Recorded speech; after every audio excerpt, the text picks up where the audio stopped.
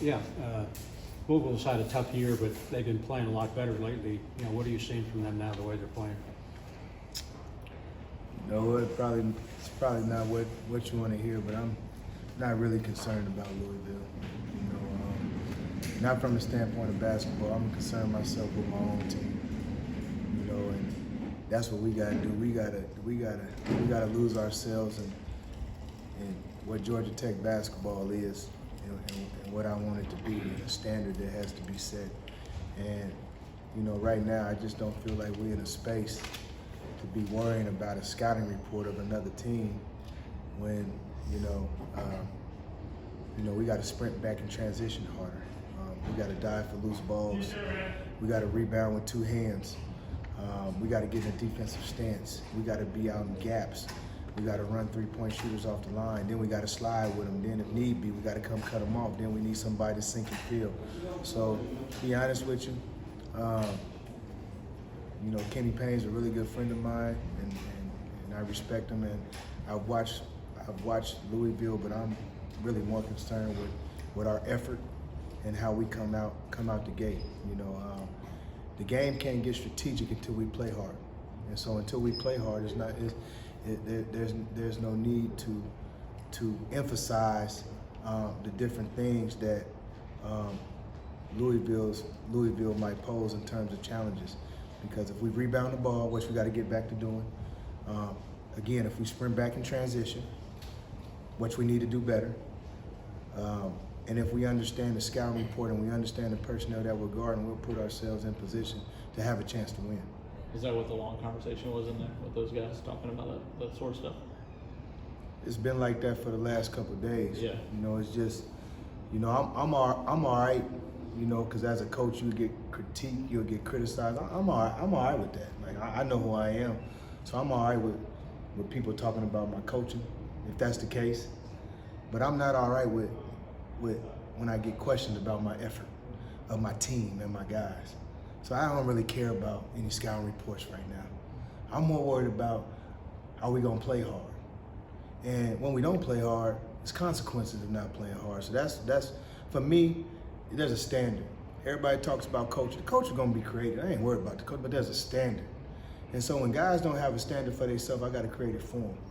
And so I didn't think we'll ever get to this point, but we here, so this is what it is. Is playing hard something you felt you shouldn't be talking about right now?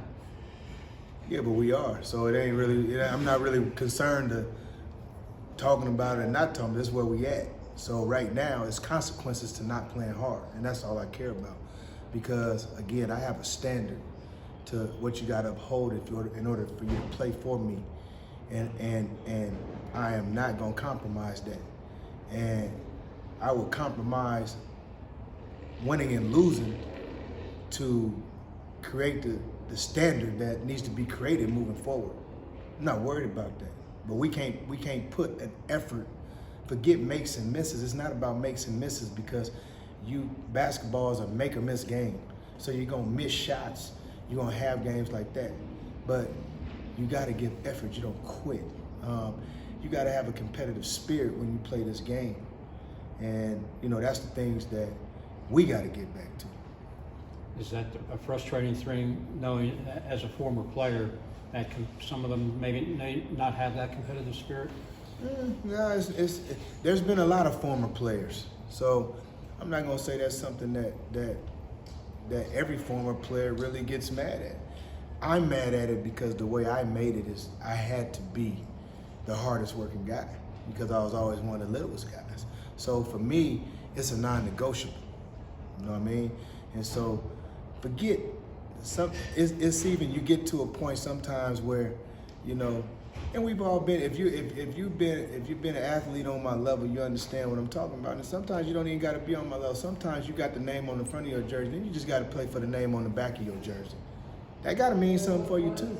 And so for me, it's just a matter of just playing hard, having a competitive spirit, not quitting on yourself, not quitting on your teammate. You know, I want to see a little more fight. You know, so that's the discouraging thing for me. Does that mean any lineup changes or personnel changes when you're looking at who wants to fight for you? I just need 5 guys. Yeah.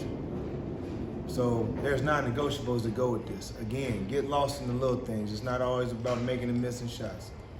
Rebounding, two hands, loose balls, diving on the floor, taking a charge, giving an extra effort, sprinting back in transition, communicating, talking, being vocal, being loud on the floor, showing some leadership skills. Like, these are the things for me, like, that's second nature.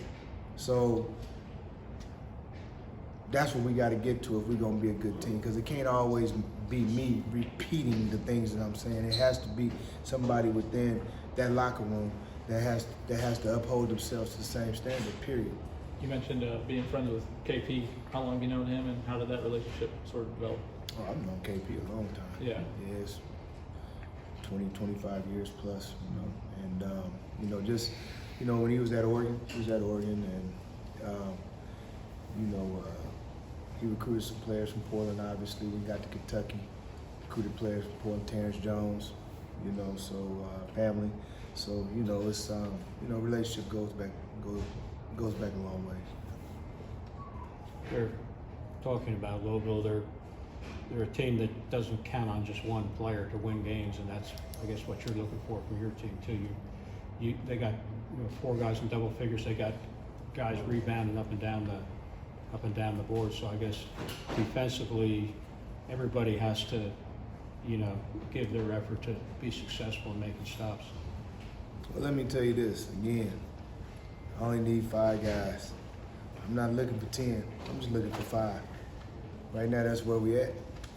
So, again, if you get back to the basics of basketball one-on-one, if you rebound, if you sprint back in transition, and you have low turnovers on offense, you're probably gonna put yourself in position to have a chance to win. That's all I'm telling you.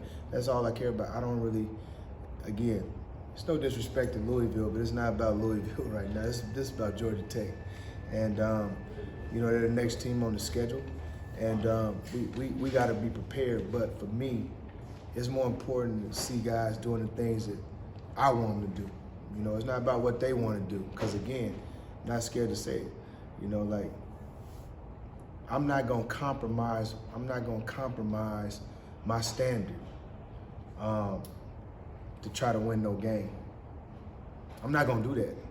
I don't care. I'm not gonna do that. And understand what I mean. It don't have nothing to do with an ego. What that means is like, if there's a loose ball and you got a chance to die for it, that other team dies for it, and you don't die, you gotta come out the game. You gotta come out the game. You just gotta come out the game, man. Because if you don't, that the other team is just playing harder than you. And so I just want to find 5 guys that's gonna play hard, so hard they just raise their hand. Sub, I need one, coach. I need one. And that's all I care about right now. Are you getting that in practice? Well, there's only so much you can do in practice. I'm not naive to that fact. I'm not naive that you're gonna change mindsets overnight. But I also know that, minutes, whether you're getting them or you're not getting them, that can have an effect on you. So I do know, not giving out free minutes, I know what that means. I know that it get you on that loose ball a little bit faster. I know that get you rebounding with 2 hands a little bit more, and those are the things I'm talking about. Thanks, Coach. Appreciate it. All right. Thank you, Coach.